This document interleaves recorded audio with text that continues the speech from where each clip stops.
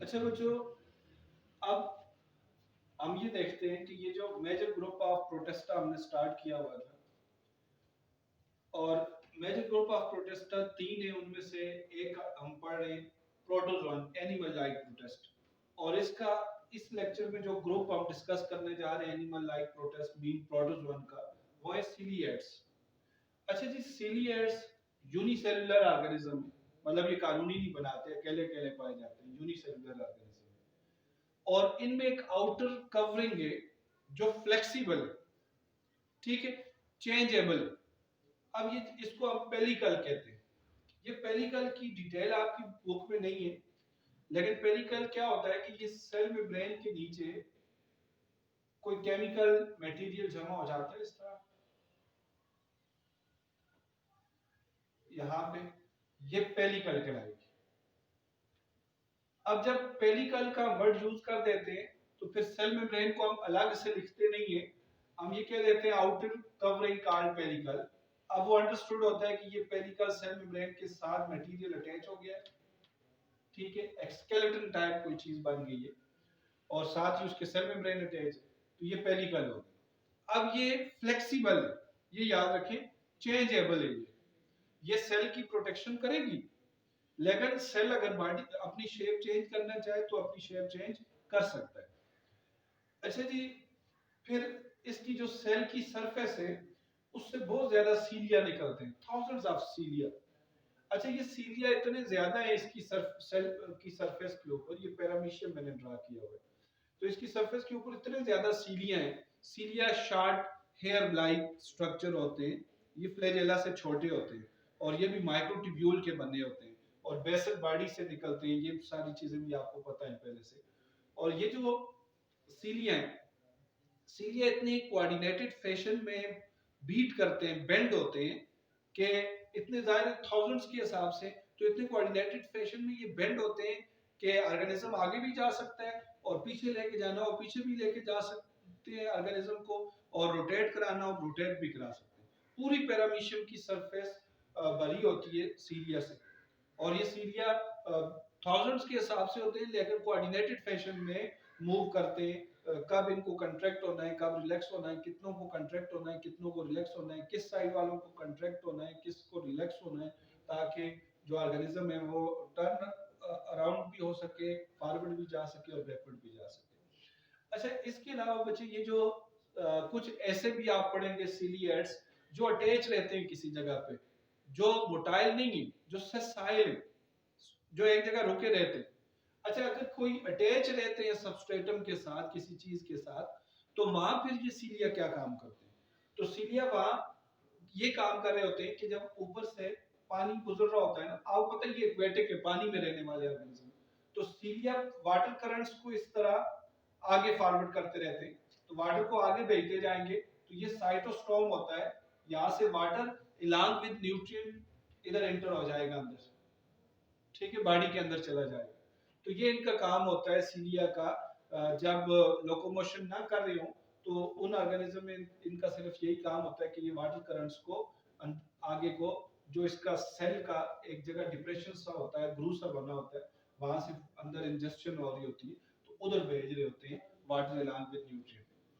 अच्छा बच्चे, इसके अलावा ये जो सीलिएट्स हैं, इनका सबसे अहम कैरेक्टर जो आप देखेंगे कि इनमें दो तरह के न्यूक्लियाई पाए जाते हैं, तो एक माइक्रो और एक मैक्रो। माइक्रो न्यूक्लियाई ये आपको नजर आ रहे हैं, और मैक्रो न्यूक्लियस।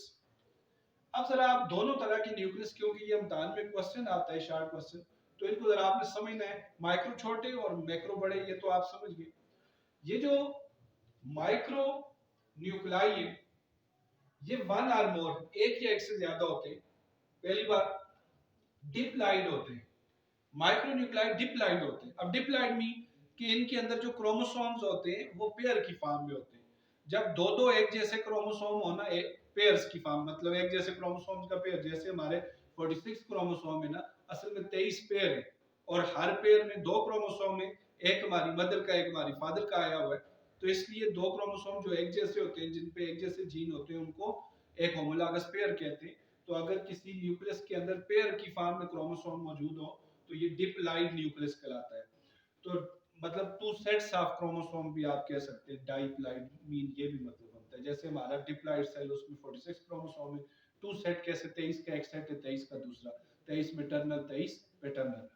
अच्छा बच्चे, ये जो आपने देख लिया माइक्रो न्यूक्लियाई एक या एक से ज्यादा होंगे, और दूसरी चीज डिप्लाइड होंगे। तीसरी चीज ये जो माइक्रो न्यूक्लियस होते हैं ना, ये सेक्सुअल रिप्रोडक्शन जो करता है ना, सिलिएट्स पैरामीशियम वगैरह जो सेक्सुअल रिप्रोडक्शन करते हैं, जिसको हम कंजुगेशन कहते हैं, ये खास किस्म का मेथड है, तो उसमें रोल प्ले करते हैं ये। अच्छा, ये जो मैक्रो न्यूक्लियस है, मैक्रो न्यूक्लियस क्या होता है?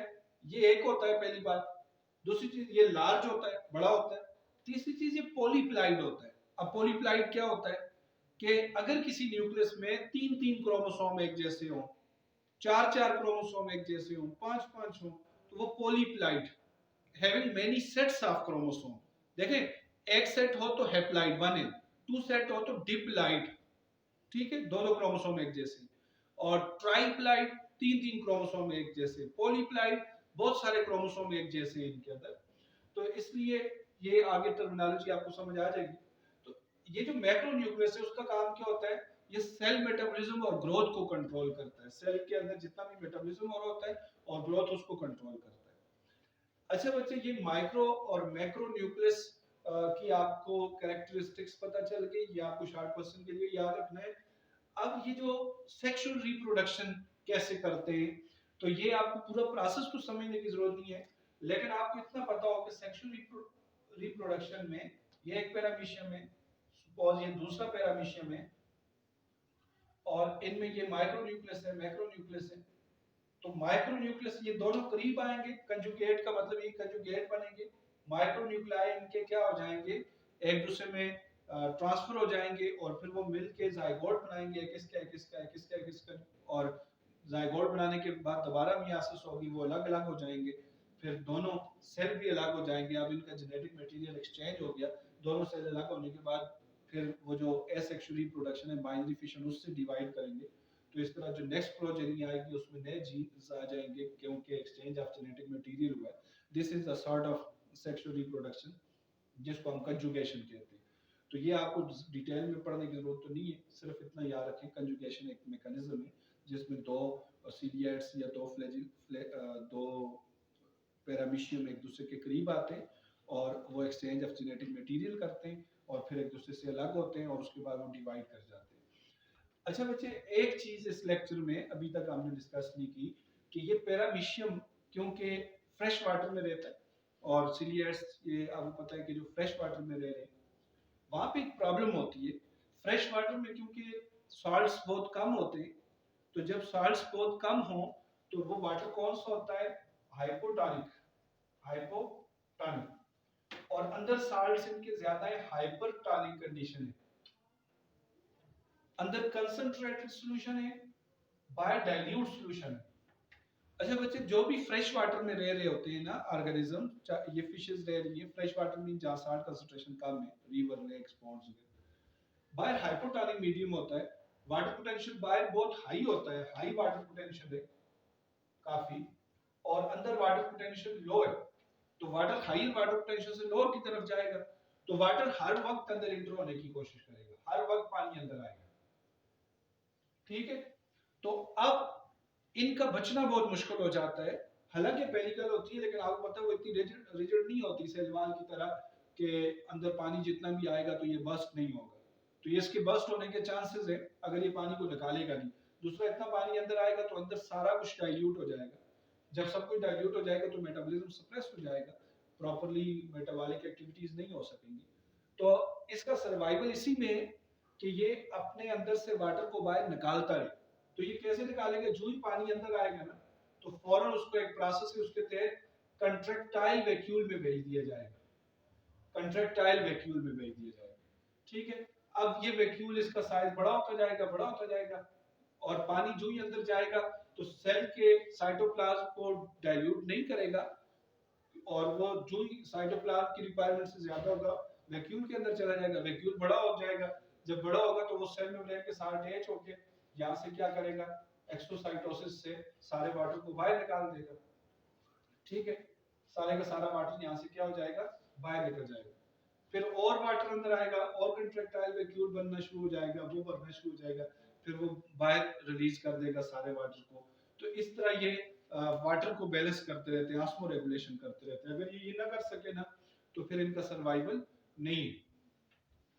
अच्छा जी, इस तरह हमने सीलिएट्स को कंप्लीट कर लिया और यही आपके सिलेबस में थे सीलिएट्स, अमेबा और ज़ूफ्लैजिलेट। बाकी एपिकम्प्लेक्सन, फोरामेनिफेरन वगैरह आपके सिलेबस से निकाल दिए गए हैं। अभी स्मार्ट सिलेबस को हम फॉलो कर रहे हैं। कोई भी क्वेश्चन हो, कोई भी चीज़ आपको समझ ना आ रही हो तो मुझसे आप व्हाट्सएप पे पूछ सकते हैं।